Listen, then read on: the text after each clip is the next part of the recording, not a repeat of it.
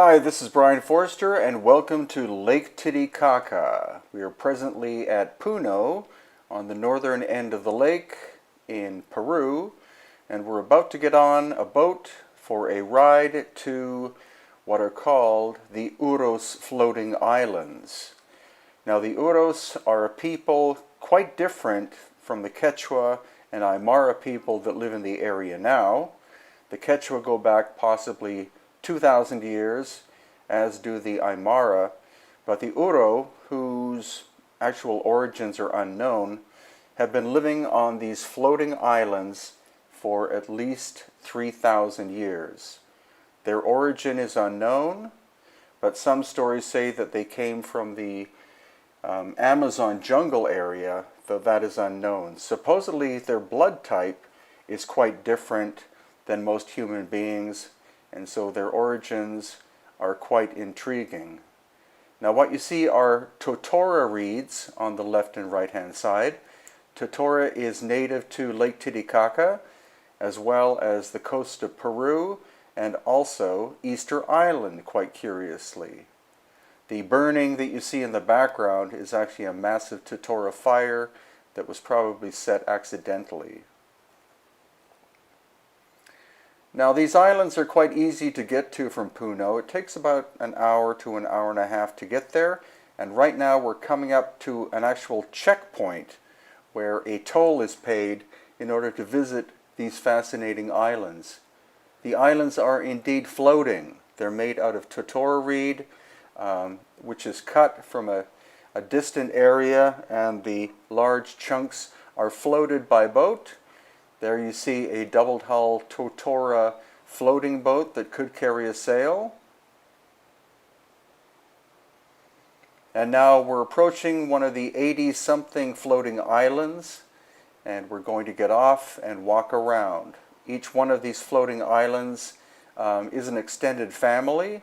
In the case of this one, 6 families live on the island, and because they live on a floating island, they pay no tax, as in income tax. Quite a few of them have day jobs in the city of Puno or elsewhere, but they're trying quite hard through tourism to be able to protect their culture.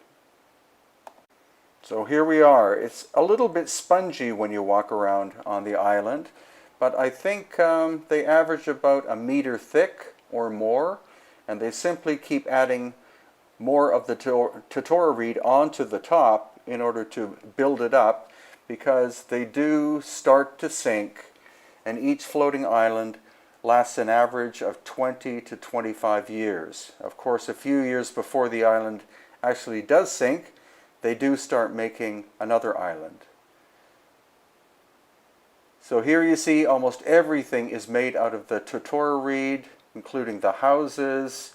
We saw an umbrella back there, and each one of these little buildings is for a specific use. One would be a bathroom, another would be a kitchen, another would be sleeping quarters.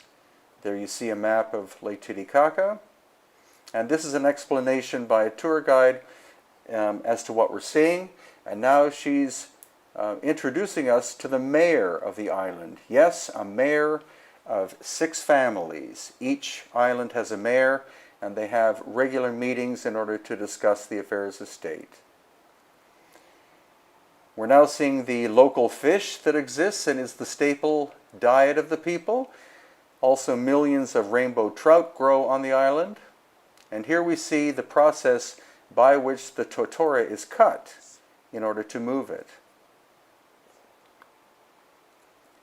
And again, as the islands begin to sink, very slowly, then more and more of the very fibrous and hollow totora is put on top. It's not really hollow, but it has cells that keep the water out over an extended period of time.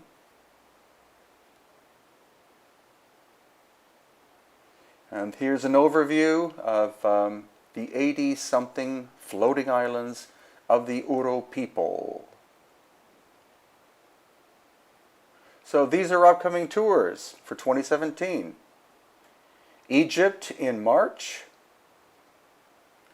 Then we Megalithic Odyssey Symposium in May. Ireland and Scotland in May. Again, after that is the symposium in London. And then our Inca tour in June, as well as Elongated Skulls of Peru and Bolivia in August. And some interesting books you may be interested in: Lost Ancient Technology of Egypt, Lost Ancient Technology of Peru and Bolivia, Machu Picchu Virtual Guide, Aftershock, the Ancient Cataclysm that Erased Human History, and the Elongated Skulls of Peru and Bolivia. Thank you.